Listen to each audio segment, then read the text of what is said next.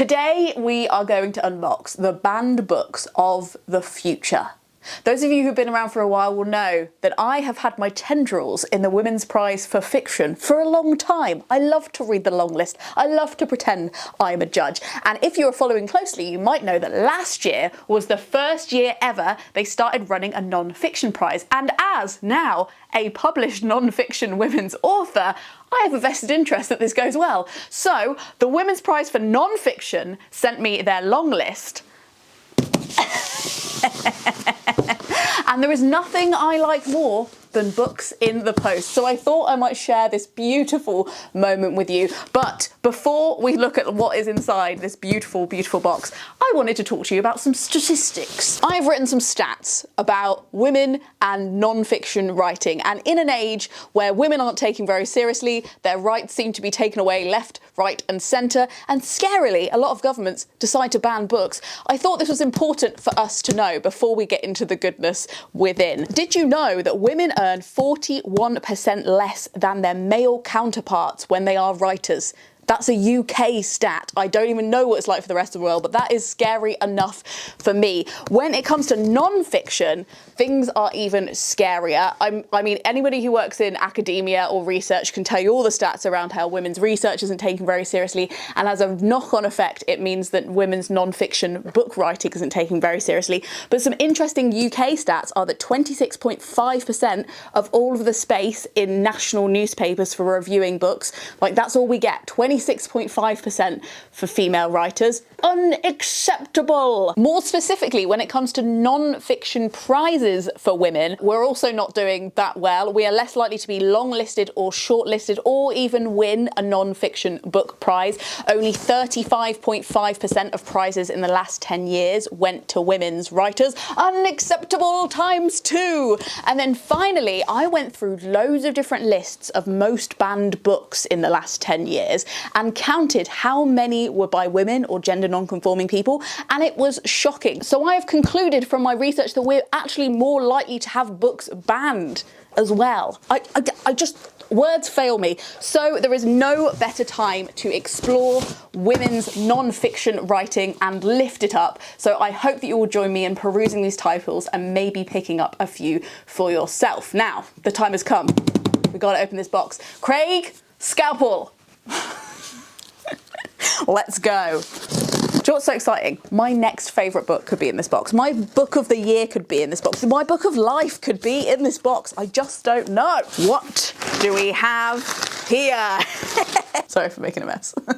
Okay, there is a lot of books in here. I'm intimidated. Let's go. This one, what is it called? Why Fish Don't Exist. A story of loss, love and the hidden order of life. Okay, this sounds really interesting. So it's about Lulu Miller, who is the author of the book, who's a scientist and becomes obsessed with this man who is a fish specialist and a taxidermist. His collection gets ruined by an earthquake and she is the person excavated it and studying it. And it says, but lurking behind the lore of this mighty taxidermist lies a darker tale waiting to be told, one about the human cost of attempting to define the form of things unknown. This is a story unlike any other you've read before. It's about a very tall man with a walrus moustache, the injustices and unexpected deliverances of the universe, love that strikes like lightning, and about why fish don't exist, after all.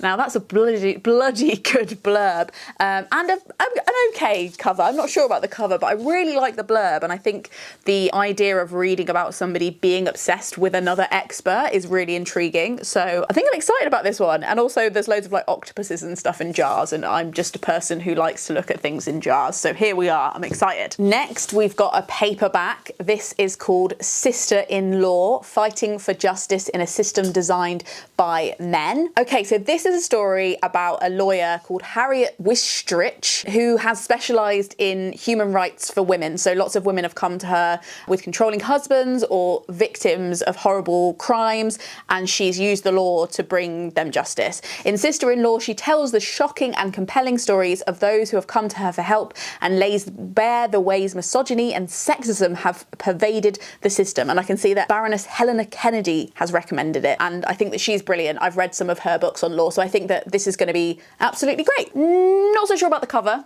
but what can you do? I can see there's a nice colourful one waiting for me next. This is The Story of a Heart. Love the cover, quite 90s design, but I don't know if I think I like it. I think I like it. Maybe it's just because it's colourful. Okay, so this book seems to be about the science of hearts and how they move between people. The first of our organs to form, the last to die. The heart is both a simple pump and the symbol that makes us all human, as long as it continues to beat. So this is about a 9-year-old girl who was in a horrible car accident, which is, that's one of the things that I really struggle to read about because I've been in a few of them, but we'll see. Her parents decide that even though she is going to die, they're going to donate her heart. So it's about her and another 9-year-old called Max. They're the person that receives the heart, and how those two stories interlink. And I'm imagining, because she's also a doctor, she talks about the kind of like socio-scientific stuff that goes into organ donation. The Story of a Heart is a testament to the many ways we honour our loved ones and the tenacity of life. That sounds really touching. Yeah, that sounds really heartwarming. I think I'm on the fence about this one, whether it's going to be good or not, but I think it sounds good. And also Christy Watson, who's the author of The Language of Kindness, has recommended it. And I've read some of her books as well, and I think she's brilliant. So again, there are some trusted people who like this book, which is nice to see. Next one, a dreary cover, but I remain happy with an open mind. This is called Autocracy Inc., The Dictators Who Want to Run the World. Okay, let's have a little look. Sounds poignant. This is a book about like kind of contradicting our idea of what an autocracy is. We might have this cartoon image where there's like one bad man at the top with a little puppet running everything, but actually she's saying it's much more complicated than that, and a lot of autocracies are now run by very, very complicated, sophisticated networks between multiple different regimes, from China to Russia to Iran, and it's lots to do with world trade and economics, and I think it's trying to help us understand how that system works properly so that we can fight it. Sounds really important. It sounds incredibly heavy, and I hope that I am smart enough to understand it, but also quite short and very, very well referenced. So that's really positive, and I can prepare myself to look past the dreary cover, because it sounds honestly like the dreariness matches the seriousness of what she's trying to communicate. So I'm interested to read this one, although we will have to line up a really funny comedy novel to read afterwards, I think. What have we got next? A bunny rabbit and some beautiful gold foiling. This looks interesting. Let's have a little look. Ooh, look at the end papers. I'm a sucker for some end papers. Let's have a little look. So this is about busy professional Chloe, who leaves the city during lockdown to the countryside of her childhood and finds herself custodian of a newly born hare. When she finds the creature endangered, alone and no bigger than her palm, she is compelled to give it a chance of survival. So this is kind of one of those memoirs about one person building one bond with a wild animal and how it reflects their idea of life. I have read a lot of books that take this form, and some of them have been great and some of them have been not so great and DNF'd. It really depends. So I approach this format with trepidation, because while I know it sells really well, it has been a bit of a mixed bag for me concept-wise, like concept versus execution. So I'm interested. I'm gonna give it a chance, but that's my trepidation with that particular quite hackneyed genre of book. But again, I think what is good about prizes like this is that it rewards stuff that either is doing something really innovative and new, or rewards something that's doing the old thing but in a really thorough good way. So if this is going to be like the champion of that genre, then I'm excited, because I think there are books that do it really well, and this could be one of them. But that's my trepidations. I'm sharing them with you now. Next. More great end papers. Okay, this is called The Peep Show, The Murders at 10 Rillington Place. Look at them end papers. Beautiful. London, 1953. Police discover the bodies of 3 young women hidden in the walls at 10 Ruttington Place, the dingy terrace in Notting Hill. Then they find another body beneath the floorboards, and then more human bones in the garden. One problem, they already investigated a double murder at this very house 3 years ago and hung the killer. Awkward, because it seems like maybe it wasn't him. So this is about a manhunt to find out who actually killed these women. And what actually interests me about this book is the last sentence in this blurb, which says, "What she finds sheds fascinating light on the origins of fixation with true crime and suggests a new solution to one of the most notorious cases of the 20th century." So it looks like it's going to have more wider reflective thoughts about our obsession with true crime and not just like a fetishized fixation on women being killed. And also sounds like she also goes to the archives to uncover the lives of these victims as well. So I was hesitant for the first half and then reassured by the second half of that blurb. So let's see how it goes. But I think that's a good one, a spooky one, maybe not one to read before bed. What do we have next? Utin by Jenny Fagan. Scottish. Maybe that's why Utin might be a Scottish word. Let's have a little look. This is a memoir. Tagline being, the government told a story about me before I was born.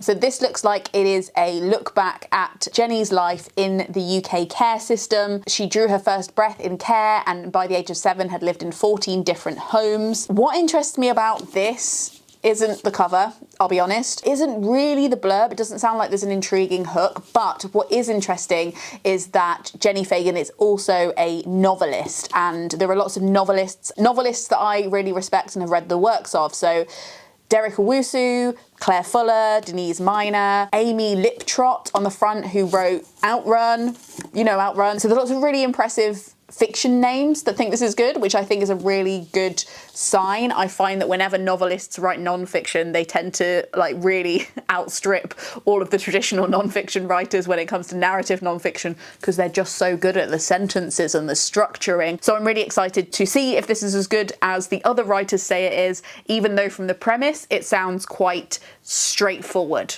Ooh, a sea one. Give me the sea ones. What the Wild Sea Can Be. What the Wild Sea Can Be. What the Wild Sea Can... I'm not sure about the title. This is a little bit confusing. What the Wild Sea Can Be. The Future of the World's Ocean by Helen Scales. I also love it when experts have names that relate to their expertise. Like she's writing about the sea. Anyway, more great end papers. Look at this map. This is the year for end papers, and thank God. Oh, okay. This one's really intriguing. It's a sounds like a huge sweeping history of the sea, which is incredibly ambitious and would like to see her pull it off. In elegant, evocative prose, she takes us to the realms of animals that epitomise current increasing challenging conditions, from emperor penguins to sharks and orcas. And the kind of tagline for this book is, no matter where we live, we are ocean people. So it sounds like a bit of a manifesto for like more ethical and sustainable ways to treat the ocean, why we found the ocean so magical, and just like a general overview of like, this is what the ocean is, which I kind of love. And I'm going on a little mini seaside break soon to Aberystwyth, so maybe I'll take this with me. That would be cool, wouldn't it, to read it by the sea. That one I'm excited about. Okay, what's next? Delicious foil. Embers of the Hands, Hidden Histories of the Viking Age. Okay, so this is a look, predictably, at the medieval Nordic world. But what is interesting about this blurb is that it mentions that it's not just about kings and raiders and saga heroes. It's about ordinary people, merchants, children, artisan, enslaved people, seers, travellers and storytellers. So that's really intriguing, and I don't really know that much about the Vikings at all. We were really World War II focused in all of my education, growing up in a city that was the second most bombed city outside of London in the UK, in Coventry. We just read a lot about that. So I feel like gaps in my knowledge of British history are vast and unending. So this sounds intriguing if it delivers on its promise of being about ordinary people rather than just those big ticket moments. I'm intrigued, and also what's intriguing me is that all of the chapters have themes rather than just being a chronological look at a time period, which sometimes is a bit boring to read. So the titles of the chapters go beginnings, love, travel, belief, bodies, home, play, unfreedom, and endings, which I think is a really interesting way to keep your attention. I feel like I'm really interested and keen in history, but I wouldn't call myself a history buff. So I think it's important when history buffs are writing books for normal people that they remember that our attention spans aren't quite as geekily long as theirs, and this sounds like this book knows that. So fingers crossed, and a beautiful foiled cover to boot. Interesting. More birds. What could this birds be about?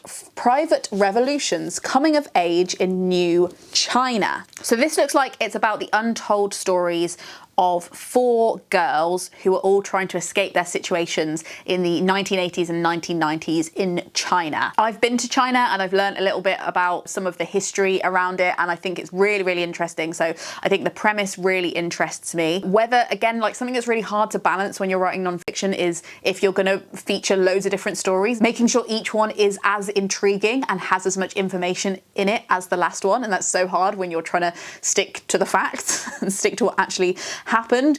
So I think this again sounds like a hard premise to pull off when it comes to like the craft of it, but I feel positive about it, and it sounds really intriguing. One of them bluffs her way onto a factory floor to leave her small village. One of them is trying to attend university rather than raise pigs. One of them is second to bottom in her English class but decides to prove the teachers wrong. And the last one is about to become an activist, and even as the authorities slowly take her peers from the streets. Definitely one to watch. I'm interested. What's next? Oh, it's a big one. I don't know. It's so heavy. It's so heavy. We can do it. We're grown-ups. The Eagle and the Heart, the tragedy of Richard II and Henry IV. So this is actually the first author that I have heard about before.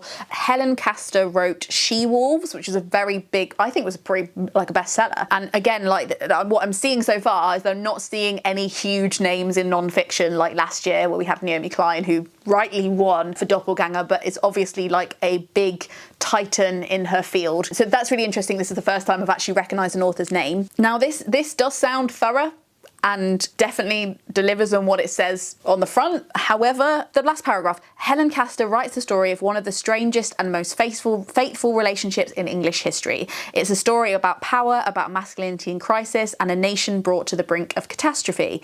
At its heart, it is the story of 2 men whose lives were played out in extraordinary parallel to devastating effect. This is not something that like naturally interests me, in that I've already read a little bit about it, and I feel like so much literature covers the history of royals. So again, I remain skeptical in the originality category. Like, can this bring enough originality to this concept for it to be prize-winning material? I don't know, but I remain open, but a little skeptical, seeing as the premise seems to be, I guess it's about 2 men and their rivalry / friendship. So that's like a more unique element to it, but generally it feels concept-wise a little bit done. However, I don't know how many biographies there are of Richard II. Maybe there aren't that many.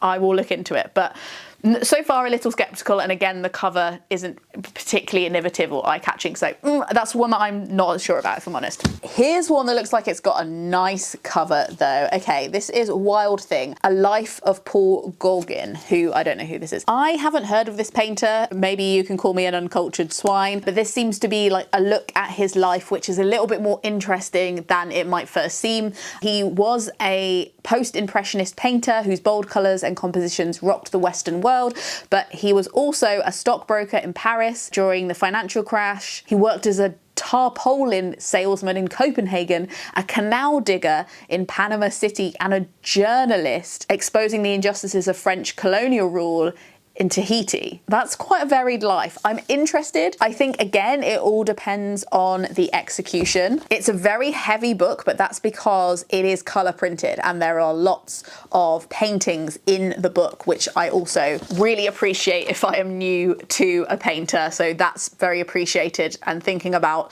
beginners to this topic, new people being intrigued by it, actually showing a lot of the paintings in the book. You would think it would be an obvious thing to do, but lots of books don't do that. So thank you, Faber, for that. And it's a really nice cover as well. So I feel middle about that one. I feel middle. Again, another cover It's making me feel a little bit head in hands, but let's have a look at the concept. By the fire we carry the generations-long fight for justice on native land. So this is a look at land rights and the history of America, but it looks like it's also harking forward to the current situation and talks about a lot of legislation that was passed in the Supreme Court in 2020 that settled loads of disputes, and obviously not in a very good way. The author makes the point that there are 55 million acres of land in the United States for reservations, and 200 million acres reserved for national forests, which means that the government set aside more land for trees than for indigenous peoples. It's also an own voice book. This author is also of the Cherokee Nation, and I know that's something that, again, is lacking in some of the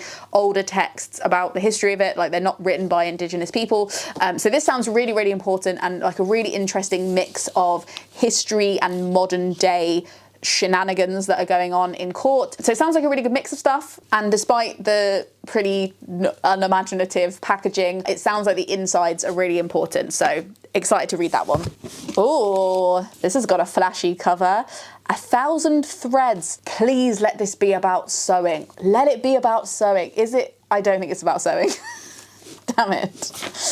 Okay, this is by Nena Cherry, and it is a memoir about her time as a musician. Top of the Pops, December 1988, the world sat up as a young woman made her debut. Gold bra, gold bomber jacket, and proudly, gloriously 7 months pregnant. This was no ordinary artist, this was Nena Cherry. I've never heard of her, potentially because I wasn't born when she was on Top of the Pops. I'm not sure what the story is here, but I am interested. I think there's not enough in the blurb to suggest that it's a particularly tumultuous story. It just says she remembers the collaborations, the highs, the lows, the friendships and the loves, the addictions. I'm not sure what this book is going to give me if I don't know anything about her already, but I'm willing to give it a go, and I do love the cover. I think that's like a brilliant, eye-catching cover, and also Zadie Smith says it's really good. So if Zadie Smith says it's really good, then we should probably pay some attention, shouldn't we? Final book in this box, Agent Zio, the untold story of fearless World War II resistance fighter Elisabetta Zwacker by Claire Mully. Agent Zoe tells the incredible story of a courageous resistance fighter, sometimes known as Elizabeth Watson, but more often as Zoe. Following secret training in the British countryside, she became the only woman to be parachuted back behind enemy lines into Nazi-occupied Poland. There she took a leading role in the largest organised act of defiance against Nazi Germany, the Warsaw Uprising. And then apparently the Soviet-backed post-war communist regime not only imprisoned her, but also ensured her remarkable story remained hidden for over 40 years. So this is like digging through the archives, trying to uncover women's moments in history that regimes have tried to erase. I think that's really cool. Can never hurt to talk about resisting Nazis right now, can it? And while all of the chapters are just like the names of the years that things happened in, so that doesn't give me like great feelings that it's going to be a great narrative story, I am interested to see what's going on in. And also there's loads of pictures here. This is cool. So I'm interested to see if this one is for me. Now, I've got one more package because one book came separately from the others. So let's see what our last book could be. Ooh, I love the way these books are published, which is not the point. But stick with me. And Other Stories are doing this thing where instead of giving you like a blurb or a pictorial impression of a book on the cover, they're instead just like printing the first paragraph on the front of the book to sell the book to you, which I think is really innovative and cool, and also gives you like an instant idea of what is going to be in the book, and also just very visually pleasing. Like, they've done it really beautifully. So this is a collective oral history of contemporary Aboriginal life, woven together by a writer who was already a very acclaimed novelist in Australia. So it's a bit of it sounds like a bit of a mix of a group project mixed with lots of interviews and hopefully weaving a narrative throughout that to make it make sense. I can see that it's very fragmented and lots of different people talking. So this sounds really experimental and might tick that box for me, that's innovative, doing something new. And it's also already won a few prizes I can see on the back. Winner of the Stella Prize, winner of the Queensland Literary Prize, winner of the Marguerite Medal for Biography. That's an intimidating. I think the other writers should be scared. That's intimidating, and helps that it's in this beautiful And Other Stories format as well. Right, let's pick the ones I am most looking forward to. Okay, the three that I think I am going to like the most and try first are Private Revolutions, The Coming of Age in a New China, Embers of the Hands, which is the hidden histories of the Viking Age, and What the Wild Sea Can Be, the future of the world's ocean. Overall impressions of the list, there are 16 books in total, by my count, only 3 memoirs, which is interesting. A big representation for history, not much self-help, not much science, not much about women's pursuits that like have been sidelined or marginalized, like fashion and textiles and those particular interests of mine. Not much climate stuff. Again, I wanted to see more climate stuff, I think. And forever my feedback to the publishing industry, non-fiction books deserve nice covers, good covers, and there are very few here that I can see as like would ever come close to winning a cover prize. And I know that that's not the case for the fiction prize. The fiction prize always has beautiful covers. So this is my little plea to be like, please pay the same attention to non-fiction books, because like we heard about the stats at the beginning of the video, these books aren't being bought or acclaimed in the same way. And while I don't think that you should judge a book by its cover, I do think that if you are going to judge a book by its cover, it's worth giving all the books a fair whack. So again, that's not the point of the video. I want to talk, once I've read some of them, about the insides of the books, but that's just one of my sweeping observations that I'm making as I'm looking across all of these books below me. Which books sound the best to you? Which one would you pick up? Let me know in the comments below. This video was made possible by the Gumption Club, who tip me per video to make sure these videos keep happening on Patreon, and in exchange we have like a Discord where we're always chatting about books and all sorts of other political stuff. And I also do a weekly podcast where I'm often updating you on what I'm currently reading. I've just uploaded one that's about all the books that I've been reading in January and February. So if you're interested in reading and you want more of me chatting about it, that's where you can access that. Do go and follow the Women's Prize. They very kindly sent me these books, but apart from that, there's no sponsorship. I'm just very keen. They are a registered charity, and as you heard from all of the statistics, we kind of need them right now. I'm scared to be honest, about the state not only of the world, but of the book industry. As we speak, my publisher, Hachette, or the US branch of Hachette, plus PRH and loads of other big publishers are taking Idaho State to court about banning books. There's loads of stuff going on across the world, and it's genuinely scary. So I think the more we can do to spread information written and led by women, it can't hurt. To put it mildly. So thank you so much for watching this video, and I will see you in my next one. Frogsnog out.